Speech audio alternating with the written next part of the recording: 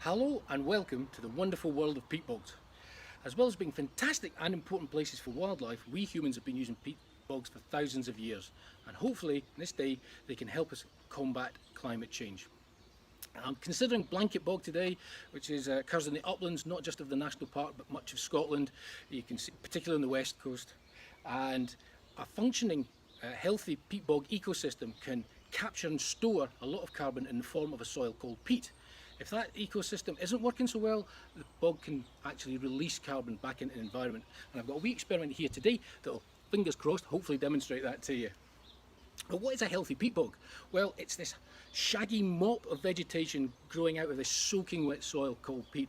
The most important plant is probably sphagnum moss, but I'll leave that for you to find out more about. So here's my experiment.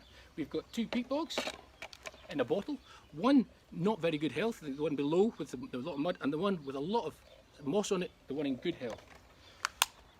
I'm going to pour the rainwater onto each of these in turn, and then we'll see what collects in the buckets below. So I guess these buckets represent the lochs, or the sea, where the water eventually comes from the uplands to the lowlands.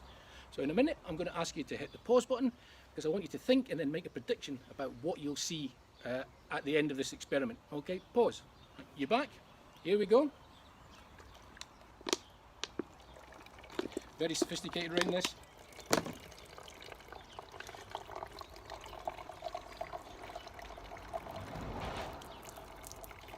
Oops.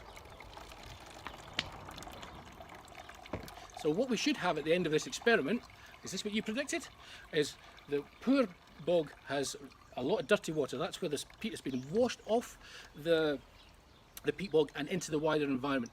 Whereas the peat bog in good health, the water is A, cleaner, so therefore we're not getting carbon released in the environment, and secondly, there's actually less water.